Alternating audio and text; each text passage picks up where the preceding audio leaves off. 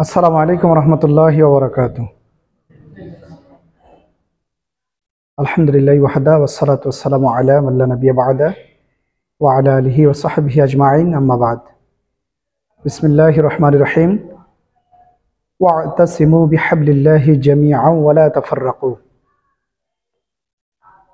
আলহামদুলিল্লাহ, যাবতীয় প্রশংসা আল্লাহ সুবহানাহু ওয়া তাআলার, যিনি আমাদেরকে শত ব্যস্ততার মাঝেও আজকে এই মহতী একটি আয়োজনে বসার তৌফিক দান করলেন। আমরা তার দরবারে শুকরিয়া আদায় করি, সকলে বলি আলহামদুলিল্লাহ। এবং তারপরে পরে আমাদের দুজাহানের মুক্তি দুধ হযরত মুহাম্মদ রাসূলুল্লাহ সাল্লাল্লাহু আলাইহি ওয়াসাল্লামের উপর বর্ষিত হোক অগণিত দরুদ ও সালাম। সম্মানিত আজকের আমাদের আল-আকসার সদস্য ভাই ভাইয়েরা, তো আমি আপনাদের সামনে জাস্ট কিছুক্ষণ কথা বলার চেষ্টা করতেছি ইনশাল্লাহ। তো আমি একটা কোরআনের আয়াত বলেছি যে আল্লাহ সুবহানাহু ওয়া তাআলা সূরা আল ইমরানের 103 নম্বর আয়াতে বলেন, ওয়া'তাসিমু বিহাবলিল্লাহি জামিআন ওয়া লা তাফাররাকু। এই আয়াতটার ওজন অনেক বেশি যদি আমরা বুঝে থাকি। আল্লাহ সুবহানাহু ওয়া তাআলা বলছেন যে তোমরা আল্লাহর রজ্জুকে শক্ত করে আঁকড়ে ধরো আর তোমরা বিচ্ছিন্ন হইও না। তো আমার পরামর্শ যে আমরা যারা ফাউন্ডেশন করি, এটা বিশাল একটা দায়িত্ব। আর এই দায়িত্বটা করতে গেলে অনেক ঝড় তুফান, অনেক বিপদ আসবে, মানুষের অনেক কথাবার্তা শুনতে হবে। যারা শুনবে না আর যারা এগুলো সহ্য করতে পারবে না, তাদের দ্বারাই সংগঠন হবে না। অতএব আমরা যারা এখানে আসছি, আমরা এই আল-আকসা ফাউন্ডেশনের প্রতি নিবেদিত প্রাণ হব। আমাদের ফাউন্ডেশনের জন্য আমাদের অনেকগুলো কাজ, যেটা আমাদের খুব জরুরি আমি মনে করি। যে কয়েকটা পয়েন্ট আমি বলবো, এই পয়েন্টগুলো যদি আমরা সঠিকভাবে মানার চেষ্টা করি, তাহলে আশা করা যায় যে আমাদের এই দলবন্ধটা একেবারে অটল হবে। তার মধ্যে সবচেয়ে গুরুত্বপূর্ণ সেটা হলো আমাদের আন্তরিকতা। আমাদের একে অপরের প্রতি যে একটা ভালোবাসা, আন্তরিকতা, এটা আমাদের খুবই কম। এই আন্তরিকতার কারণেই অনেক ঘাটতি হচ্ছে, সেটা হোক ভালোবাসার দিক দিয়ে হোক, সেটা কাজের দিক দিয়ে হোক, এবং আয়ের উৎস থেকে হোক। আন্তরিকতাটা আমাদের নাই। নিজে ফোন করে অথবা জিজ্ঞাসা করে কোনো কিছু জানার চেষ্টা করা, অথবা এই যে বিষয়গুলো, এগুলো কিন্তু আমাদের নাই, খুব অভাব। তো আমরা এখান থেকে ফিরে আসব, তাহলে অবশ্যই আমাদের এই সামনে আর ঘাটতিগুলো হবে না। আর 2 নম্বর সেটা হলো আমাদের সহযোগিতা ও সমর্থন প্রদান। নিজে সহযোগিতা করব, পাশাপাশি অন্য মানুষকে, যেটা আমরা বাংলা ভাষায় বলি সুদিগুলো আমাদেরকে বাড়াতে হবে। নিজে যতটুকুই দেই না কেন, তার পাশাপাশি যদি আমাদের সুদি থাকে, আমাদের বন্ধু বান্ধব যারা আছে তাদের কাছ থেকে যদি আমরা কিছু কালেক্ট করতে পারি, তাহলে কিন্তু আমাদের এই ফাউন্ডেশনটা এগিয়ে নিতে আরো অনেক সুবিধা হবে। খুব গুরুত্বপূর্ণ এই বিষয়টা। আর 3 নম্বর যে বিষয়টা বলতে চাচ্ছি, সেটা হলো আমাদের আমরা যে আল-আকসা ফাউন্ডেশনের সদস্য, সর্বগুরুত্বপূর্ণ এই বিষয়টা। আমরা যে আল-আকসা ফাউন্ডেশনের একজন সক্রিয় সদস্য, আমাদের সবচেয়ে যে ভূমিকাটা থাকা দরকার, সেটা হলো আমাদের নিজের সততা বজায় রাখা। নিজের যে একটা সততা আছে, এই সততা যদি আমরা বজায় রাখতে পারি, তাহলে সমাজে আমরা যেখানে দাঁড়াই না কেন, মানুষ আমাদেরকে গ্রহণযোগ্য করবে। আর যদি আমাদের নিজের সততা না থাকে, আপনি যতই মানুষের সামনে যান না কেন, কখনো কাজ হবে না। অতএব যারা আমরা সদস্য হিসাবে আছি, অবশ্যই আমাদেরকে যে আল-আকসা ফাউন্ডেশনের একজন সদস্য, এই সদস্যর মতো করে করতে হবে আমাদেরকে।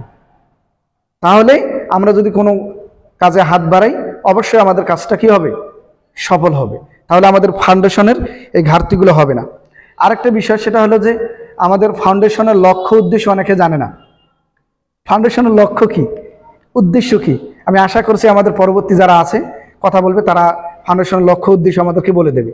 লক্ষ্য উদ্দেশ্য যদি আমরা না জানি, তাহলে ওই কাজ করে বেকার, তাই নয়? লক্ষ্য উদ্দেশ্যটা এটা আমাদের অনেকের জানা নেই।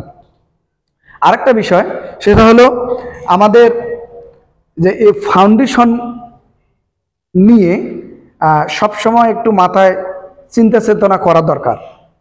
এই ফাউন্ডেশন সম্পর্কে কি কাজ করা যায়। প্রত্যেকটা মানুষের মাথায় বিভিন্ন ধরনের বিভিন্ন জ্ঞান আসে, বিভিন্ন বুদ্ধি আসে। এই জ্ঞানগুলো প্রতি মাসিক অন্তর অন্তর নোট করে রাখা আমি মনে করি। এই সর্বপ্রথম আমার রকি সাহেব এখানে বলছেন যে কারো যদি কোনো পরামর্শ থাকে, তো পরামর্শ আমারও কিছু আছে, তো অনেকেরই নাই। তো আমি যেটা বলতে চাচ্ছি যে আমাদের প্রতি মাসিক একটা নিজস্ব একটা হোক, দুইটা হোক, পাঁচটা হোক, যখন আপনার মনে পড়বে এইটা, যদি আমরা এখানে কয়জন আছি, 20 জন আছি মনে করেন, 20টা পরামর্শ যদি এক জায়গায় হয়, তাহলে আমাদের কাজগুলো করতে কি হবে, অনেক সুবিধা হবে, ইজি হয়ে যাবে। এই কারণে আমি মনে করি যে আমাদের এই গঠনমূলক যে কাজগুলো এই সুন্দর করে সাজিয়ে আমাদের যারা হাই লেভেলে আছে তাদেরকে জানিয়ে দেওয়া, তাহলে কি হবে, আমাদের কাজগুলো সুষ্ঠুভাবে পরিচালনা করতে পারবো। আরেকটা বিষয়, সেটা হলো আমাদের আচার ব্যবহার। আমাদের আচার ব্যবহার যেন প্রমাণ করে আমরা কোনো না কোনো দায়িত্বে আছি। আমাদের আচার ব্যবহার এমন হওয়া উচিত যে তার মানুষ যেন বুঝতে পারে যে একটা মানুষ, আমি একটু ছোট্ট উদাহরণ দিই, কোনো মানুষ যদি নামাজ আদায় করে, 5 ওয়াক্ত নামাজ আদায় করে, সে যদি রাস্তা দিয়ে হাঁটেও যায়, আজান যদি নাও হয়, তারপরও মানুষকে কোথায় যাচ্ছ, নামাজে যাচ্ছ নাকি, একটা মানুষের চিন্তাধারা কিন্তু ওইরকম হয়ে যায়। কেন? কারণ সে নামাজ পড়ে, তাই নয়? ঠিক তেমনিভাবে আমাদের যে আমরা যে আল আকসা ফাউন্ডেশনের সদস্য, আমাদের এই সদস্যর যে একটা বৈশিষ্ট্য, এটা আমাদেরকে ধারণ করতে হবে, কারণ মানুষ বুঝতে পারে আমরা আল আকসার সদস্য, তাই নয়? এইরকম আমি যেটা চাই, প্রত্যেকটা সদস্য আমরা যে এলাকায় থাকি না কেন, প্রত্যেকটা এলাকায় যেন আমরা চিহ্নিত হই যে আমরা একটা ফাউন্ডেশনের সাথে কি আছি, জড়িত আছি। চিহ্নিত বলতে কি, ওই এলাকায় যত ভালো কাজ মন্দ কাজ, সব কাজে আপনাকে যেতে হবে। ভালো কাজে সহযোগিতা, মন্দ কাজে বাধা যদি আপনি করতে পারেন, তাহলে কিন্তু আপনি ওই এলাকায় চিহ্নিত হয়ে যাবেন। দেখবেন 10টা লোক যদি আপনাকে ভালো না বাসে, আপনাকে 90টা মানুষ ভালোবাসবে। এটা হচ্ছে আল আকসা ফাউন্ডেশনের একবারে সবচেয়ে গুরুত্বপূর্ণ যে বিষয়টা, কিন্তু আমরা অনেকে এটা করতে পারি না। খারাপ কিছু দেখলেও আমরা কান দেই না, আবার ভালো কিছু দেখলেই সহযোগিতা করে, ওরা করুক, ওরা ওদের ফাউন্ডেশনে করতেছে, আমাদের কি, এরকম হয়, মনে হয় যে ওরা করতেছে, ওটা তো আর আমাদের ফাউন্ডেশন নয়। এখানে আমাদের আর তোমাদের নয়, ফাউন্ডেশন। আমাদের মূল লক্ষ্য, আমি যেটা বললাম, আমি একটা বলি দিই, আমাদের মূল লক্ষ্য হলো জান্নাত। যেভাবেই হোক আমাদেরকে ওই লক্ষ্য পর্যন্ত পৌঁছাতে হবে। তো এই জিনিসটা মাথায় রাখতে হবে।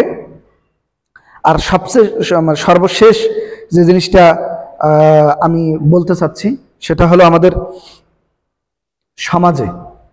সমাজে অনেক মানুষ আছে যারা এখন পর্যন্ত জানে না আমাদের এই ফাউন্ডেশন সম্পর্কে। আমাদের এই ফাউন্ডেশনের পরিস্থিতিগুলো আমাদের যারা সদস্য আছে, আমি মনে করি তাদের কাছে থাকা উচিত।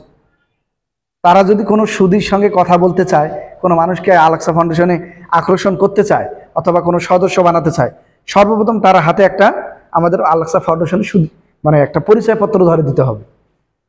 তারপরে তো আমাদের ফাউন্ডেশনের প্রতি তার একটা মনোভাব, একটা ভালোবাসা তৈরি হবে।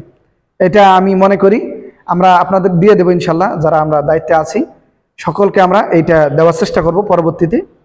আর সবচেয়ে যে গুরুত্বপূর্ণ যে কথাটা, রাসূলুল্লাহ সাল্লাল্লাহু আলাইহি ওয়াসাল্লাম বিদায় হজের ভাষণে একটি কথা আমাদেরকে বলে গেছেন। এই কথাটা আমাদের এখনো মনে অনুপ্রেরণা হয়, এখনো স্মরণ হয় প্রত্যেকটা ক্ষণে ক্ষণে। রাসূলুল্লাহ সাল্লাল্লাহু আলাইহি ওয়াসাল্লাম বলেছেন যে আমি তোমাদের মাঝ থেকে চলে যাচ্ছি, কিন্তু এই নয় যে আমি চলে যাচ্ছি বিদায় কাজকর্ম থেমে থাকবে, এটা নয়। আমি চলে যাচ্ছি তোমাদের জন্য 2টা জিনিস রেখে। 1 নম্বর হলো পবিত্র আল কোরআন এবং আমার রাসূলের সুন্নাহ। এই 2টা আমি তোমাদের মাঝে রেখে যাচ্ছি। তোমরা যদি এই 2টা জিনিসকে আঁকড়ে ধরে থাকো, তাহলে তোমরা কখনো পথভ্রষ্ট হবে না। খুবই গুরুত্বপূর্ণ কথা এটা। অতএব আমরা যারা সদস্য আছি, আমি তাদেরকে আহ্বান করব, আপনারা ফাউন্ডেশনের প্রতি অগাধ ভালোবাসা দেন। আলহামদুলিল্লাহ, শুধু ভালোবাসাই এনাফ। ভালোবাসার ভেতরে অনেক কিছু থাকে, ভালোবাসার ভেতরে গিফট থাকে, ভালোবাসার ভেতরে লজেস থাকে, ভালোবাসার ভেতরে কিন্তু অনেক কিছু থাকে। আমি আপনাদের ওইভাবে বুঝাতে পারবো না, অনেক কিছু আপনারা বুঝেন। তো ভালোবাসায় যদি আমাদের আল আকসা ফাউন্ডেশনে দেন, এটাই এনাফ। তো এখানে আরেকটা কথা আছে, যে মাঝে মাঝে কিন্তু ভালোবাসাটা বাড়ে, আবার মাঝে মাঝে কমে যায়। কেন জানেন? কারণ হচ্ছে রাসূলুল্লাহ সাল্লাল্লাহু আলাইহি ওয়াসাল্লাম বলছেন যে মাঝে মাঝে মানুষের ইমানটা কমই যায়, আর মাঝে মাঝে মানুষের ইমানটা বাড়ে। আমরা যখন একত্রিত হলাম তখন কিন্তু আমাদের এই ফাউন্ডেশনের প্রতি একটু ভালোবাসা বেড়ে যাবে, কিন্তু যখন আমরা চলে যাব কাল পরশু কিন্তু আমাদের আর মনে থাকবে না, ততটা মনে থাকবে না। এই কারণে সবচেয়ে গুরুত্বপূর্ণ যে জিনিসটা বলছে ভাই, যে আমি বললাম যে আমাদের ভিতরে যে কমিউনিকেশন, যে যোগাযোগ, আমাদের ভিতরে যে ভালোবাসা, আন্তরিকতা, এটা আমাদেরকে বজায় রাখতে হবে।